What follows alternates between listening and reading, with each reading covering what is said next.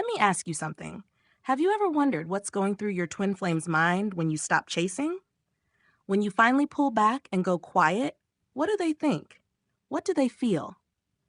It's a question that keeps so many of you up at night. And honestly, it's one of the most powerful phases of this entire journey. Here's the thing about the twin flame dynamic. When you're in that runner and chaser phase, it feels like you're stuck in this endless loop. You're reaching out, they're pulling away, you're trying to explain, they're shutting down, and it feels like if you just stop, if you just go silent, everything will fall apart completely. But what actually happens is something entirely different, something that shifts the whole energy between you two. Today, we're going to talk about what really goes on in the runner's mind when you finally step back and embrace silence. And I'm not talking about playing games or manipulating them. I'm talking about genuine withdrawal. When you authentically focus on yourself and stop making them the center of your universe. Because that silence speaks louder than any text message, any phone call, any desperate attempt to make them understand what you both share. The runner isn't some heartless person who doesn't care about you. They're scared. They're overwhelmed. They're dealing with their own internal chaos that has nothing to do with you and everything to do with their own healing. And when you go silent, their assumptions about you and this whole connection start to shift in ways they never expected. So let's get into it. Let's explore the 7 main things your twin flame runner assumes about you when you finally go quiet. They think you've finally given up on them. When you stop reaching out, the first thing that hits the runner is this wave of panic that you've actually given up. And yeah, part of them might have wanted space, but deep down, they never really thought you'd stop. They got comfortable with you being there, always available, always trying. Your presence became this constant in their life, even if they were pushing you away. Now suddenly, you're not texting, you're not checking in, you're not liking their posts or watching their stories, and it creates this void they weren't prepared for. The runner starts to wonder if they pushed too hard, if they finally crossed a line they can't come back from.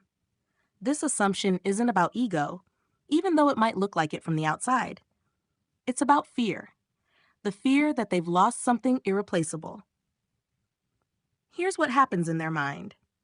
They start replaying conversations. They think about the last time you spoke. They wonder if that was the final straw. And this assumption that you've given up does something interesting. It makes them confront what your absence actually means. Before, they could take you for granted because you were always there.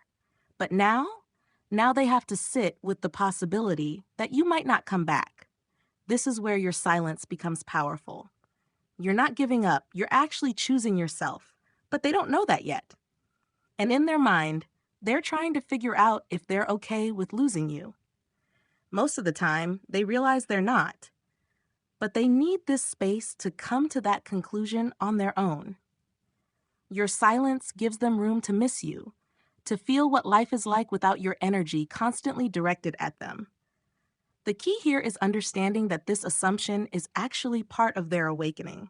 When they think you've given up, they're forced to examine their own feelings. They can't hide behind your constant presence anymore. They have to ask themselves hard questions. Do they care? Do they want this connection? Are they willing to do their own work?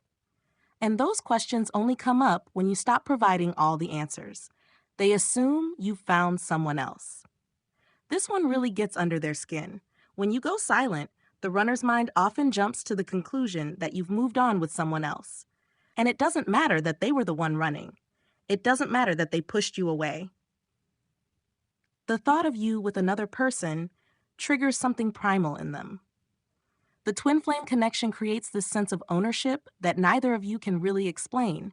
Even when the runner is doing everything to avoid the connection, there's still this underlying feeling that you're theirs and they're yours. So when you disappear, their imagination goes wild. They start picturing you laughing with someone new, going on dates, sharing moments that used to be reserved for the connection between you two. What's interesting is that this assumption reveals how much they actually care. If they didn't feel anything, your silence wouldn't bother them. They just move on without a second thought. But instead, they're consumed with thoughts about what you're doing and who you're doing it with. They might even check your social media obsessively, looking for clues. They might ask mutual friends about you. They're looking for evidence that confirms or denies their assumption. This phase can actually accelerate their healing. When they think you're with someone else, they're confronted with jealousy, possessiveness, and feelings they've been trying to suppress. They can't pretend they don't care anymore. The emotions are too strong. And these emotions force them to be honest with themselves about what you mean to them. Sometimes the runner will even reach out during this phase, fishing for information. They'll send a casual message or like an old photo just to see if you respond. They're testing the waters because they need to know if their assumption is true. And if you maintain your silence or respond without giving too much away, it drives them even crazier because now they don't have confirmation either way, and the uncertainty eats at them. They think you're doing better without them. Here's an assumption that cuts deep for the runner. When you go silent and they don't see you falling apart, they start to think that maybe you're actually thriving without them. Maybe you're happier. Maybe you're more peaceful. Maybe your life is better now that you're not dealing with their hot and cold behavior. This assumption challenges their entire narrative. Most runners have convinced themselves that they're protecting you by staying away. They tell themselves that you're better off without them and their mess. But when you actually seem to be doing well in their absence, it creates this cognitive dissonance. Because if you're fine without them, what does that say about the connection? What does that say about their importance in your life? The truth is, you probably are doing better in some ways. When you stop chasing, you redirect that energy back to yourself. You start healing. You pick up old hobbies. You reconnect with friends. You remember who you were before this connection consumed you. And that growth is visible, even from a distance. The runner can sense it. The runner can sense it. They can feel the shift in your energy. This assumption makes them question everything. If you're doing better without them, maybe they need to reconsider their choices. Maybe running isn't protecting you at all. Maybe it's just them being a coward. These thoughts are uncomfortable, but they're necessary for their growth.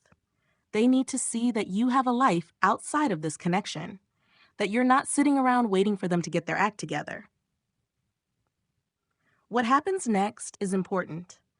The runner starts to feel like they're missing out, like there's this whole part of your life that's moving forward without them. And instead of feeling relieved, they feel left behind. This can be the catalyst that pushes them toward their own healing work. Because they realize that if they want to be part of your life, they need to become someone worthy of that space.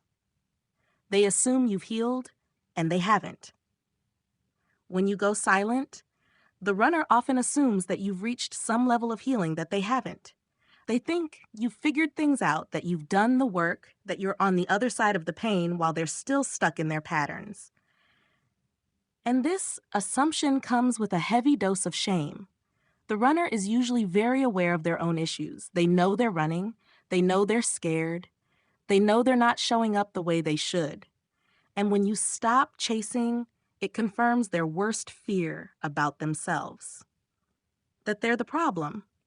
That they're the broken one. That they're holding both of you back from something beautiful. This assumption can go one of two ways. Either it motivates them to finally start their healing journey, or it makes them retreat even further because they feel unworthy. Some runners will use your silence as a wake-up call. They'll think if you can do the work and heal, maybe they can too. They'll start going to therapy, reading books, confronting their past trauma. They'll use you as inspiration without even telling you. Other runners will spiral into self-pity. They'll convince themselves that they're too damaged, that you're too good for them, that the gap between where you are and where they are is too wide to bridge. These runners need more time. They need to hit their own rock bottom before they can start climbing back up. And your silence, while painful for them, is actually giving them the space to have that experience. Either way, this assumption is powerful. It forces the runner to look at themselves honestly. They can't blame you for the distance anymore. They can't say you're too intense or too needy, because you're not doing anything. You're just living your life. And that neutrality makes them face their own reflection without any distractions. They think you're playing a game. Now, this assumption comes from a place of defense. When the runner realizes that your silence is affecting them, their ego jumps in to protect them. And the ego says you're just playing a game, that you're trying to manipulate them, that your silence is a strategy to make them chase you. And honestly, this assumption says more about them than it does about you. The runner wants to believe you're playing games because it's easier than admitting the truth. The truth that you've genuinely stepped back, that you're not trying to control them or force their hand, that you've simply decided to focus on yourself. But accepting that truth means accepting that they might lose you. And that's terrifying. So they tell themselves stories. They say you're using reverse psychology, that you're trying to make them jealous, that you're testing them to see if they'll reach out. And these stories help them avoid the real issue, which is their own fear of intimacy and commitment. By framing your silence as a game, they don't have to deal with the actual emotions it brings up. Some runners will even get angry about this assumption. They'll feel resentful that you're supposedly trying to manipulate them.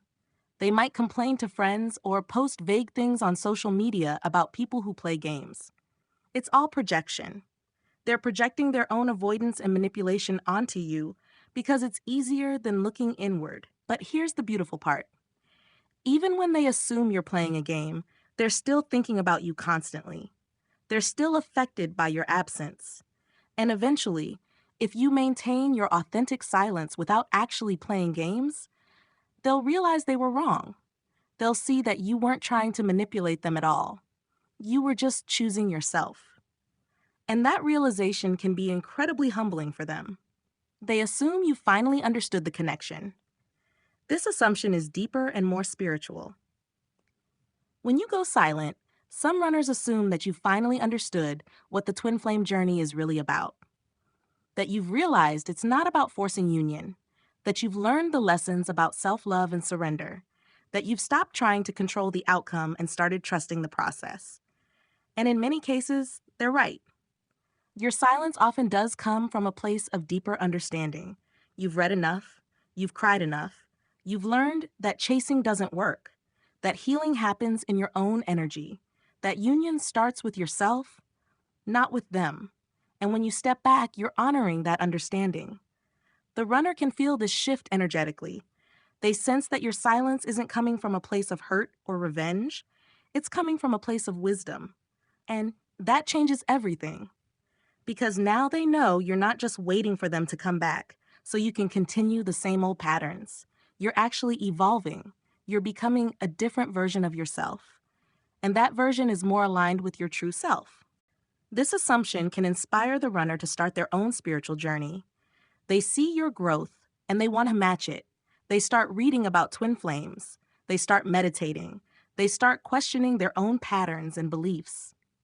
Your silence becomes a mirror that reflects their own need for growth. And instead of feeling threatened by it, they feel called to rise up. What's powerful about this assumption is that it's based on truth. You have understood something important. You've learned that your worth isn't tied to their actions, that your peace doesn't depend on their choices, that your journey is your own. And when the runner recognizes this, they start to respect you in a whole new way. They see you as an equal, as someone who's doing their work, as someone who's ready for something real. They assume you'll eventually come back. And finally, we have this assumption. Despite everything, despite the silence and the distance, the runner often assumes that you'll eventually come back, that this is just a phase, that you'll miss them too much and reach out, that the connection is too strong for you to stay away forever. And this assumption is both their comfort and their prison. On one hand, believing you'll come back gives them permission to keep running. They think they have time. They think they can work on themselves at their own pace without the pressure of losing you. They tell themselves that when they're ready, you'll still be there. And this belief allows them to avoid the urgency of their own healing. On the other hand, this assumption keeps them connected to you energetically. Even if they're not reaching out, they're thinking about you. They're imagining future scenarios. They're holding on to the hope that things will eventually work out. And that hope, even when they're running, shows that the connection is still very much alive for them. Some runners get too comfortable with this assumption. They take years to do their work because they assume you'll wait. And sometimes that backfires because you grow, you change, you become someone who no longer resonates with who they are. And when they finally come back, they realize they assumed wrong, that you're not the same person who was chasing them, that you've moved into a different frequency. But other runners use this assumption as motivation. They think about you coming back and they want to be ready. They want to be someone you can be proud of, someone who's done the work, someone who won't run again. And they use the time and space to actually transform, to become the person they need to be for real union. The beautiful thing about this assumption is that it keeps the door open in their heart. They haven't closed off completely. They're still considering the possibility of you two together. And that possibility, even when they're far away, is what eventually brings many runners back. Not because you were there waiting, but because they couldn't forget what you share. Because the connection kept calling them home. So there you have it. 7 assumptions your twin flame runner makes about you when you go silent. And the thread that runs through all of them is this: your silence matters. It creates space. It triggers thought. It forces growth. It changes the dynamic. And most importantly, it brings you back to yourself. Remember, this journey isn't about getting them back. It's about becoming whole. When you go silent, you're not playing games. You're not giving up. You're choosing yourself. You're honoring your own growth. You're trusting that whatever is meant to be will be. And that's the most powerful thing you can do on this journey. Trust the process, trust your silence, and most of all, trust yourself.